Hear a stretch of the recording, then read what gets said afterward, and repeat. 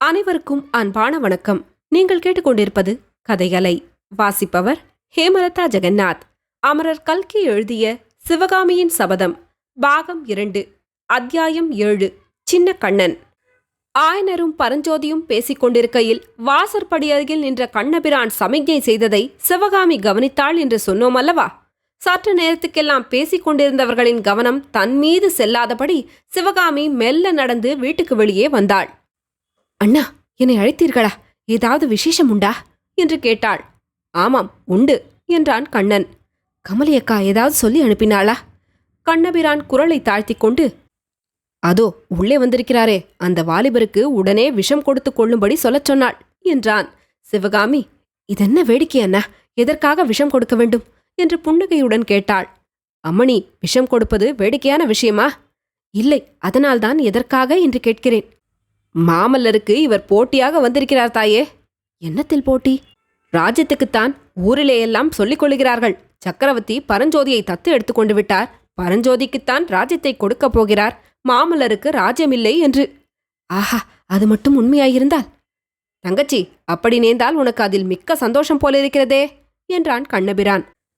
அப்படித்தான் அண்ணா, இந்த ராஜ்யம்தானே எனக்கும் அவருக்கும் குறுக்கே நிற்கிறது. எனக்கு அவரும் அவருக்கு நானும் இருந்தால் போதுமே, ராஜ்யம் என்னத்திற்கு? எல்லா பெண்களும் ஒரே மாதிரிதான் போலிருக்கிறது. கமலி கூட இப்படியேதான் சொல்கிறாள். என்ன சொல்கிறாள்? நீ இப்போது சொன்னது போலத்தான் சொல்கிறாள். கண்ணா, உனக்கு நானும் எனக்கு நீயும் போதாதா? அரண்மனை சேவகம் என்னத்திற்கு?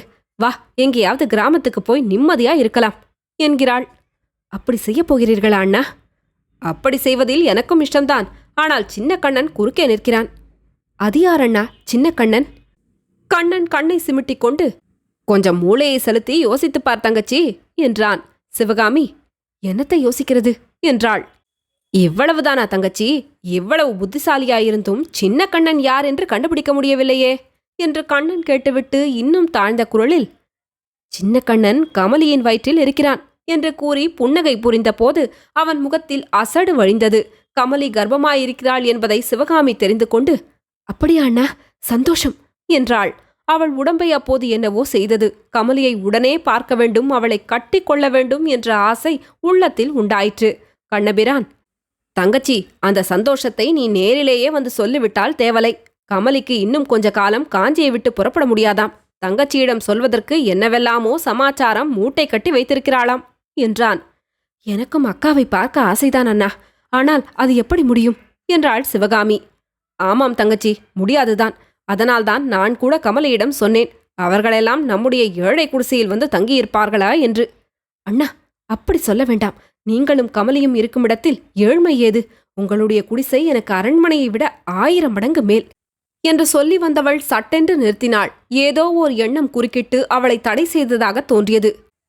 அதற்கென்ன, பார்த்து கொள்ளலாம் அண்ணா, அப்பாவிடம் சொல்கிறேன். வேறு ஒன்றும் விஷயமில்லையா என்றாள். அப்படி ஒன்றும் பெரிய விஷயமில்லை. ஒரே ஒரு சின்ன விசேஷம் மட்டும் உண்டு.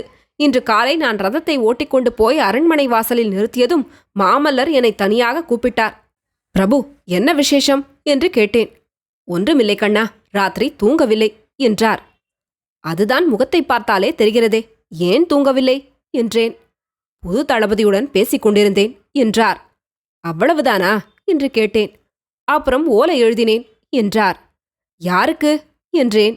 அப்பாவுக்கு என்றார். சரி என்றேன். பிறகு மெல்ல மெல்ல இன்னொரு ஓலையும் எழுதினேன் என்றார். அண்ணா, ஓலையை கொடுங்கள் என்று சிவகாமி கேட்டபோது அவள் தொண்டையை அடித்துக் கொண்டது. கொடுக்கிறேன் தங்கச்சி, கொடுக்கிறேன். ஆனால் ஓலையை வாங்கிக் கொண்டதும் நீ ஓடிப்போய் என்னை திண்டாட்டத்தில் விடக்கூடாது. என்ன திண்டாட்டம் அண்ணா? போன தடவை மாமல்லரின் ஓலையை வாங்கிக் கொண்டதும் ஒரே ஓட்டமாய் ஓடிப்போய்விட்டாயல்லவா? அதனால் எனக்கு எவ்வளவு சங்கடமாய் போய்விட்டது தெரியுமா? ஓலையை வாங்கிக் கொண்டதும் சிவகாமி என்ன செய்தாள், அவள் முகம் எப்படி இருந்தது, கண் எப்படி இருந்தது என்றெல்லாம் மாமல்லர் கேட்டபோது நான் விழித்தேன். போதும் அண்ணா வேடிக்கை, ஓலையை கொடுங்கள். இன்னும் கொஞ்சம் வேணுமென்றே தவக்கம் செய்துவிட்டு கடைசியாக கண்ணபிரான் ஓலையை எடுத்துக் கொடுத்தான். அப்புறம் ஒரு கண நேரம் கூட அங்கே சிவகாமி நிற்கவில்லை. வீட்டின் வலப்பக்கத்தில் சென்ற பாதை வழியாக பழைய தாமரை குளத்தை நோக்கி விரைந்து சென்றாள். தொடரும். கதையலை உங்களுக்கு பிடிச்சிருந்ததுன்னா உங்க நண்பர்களோடும் உறவினர்களோடும் பகிர்ந்துக்கோங்க. நன்றி.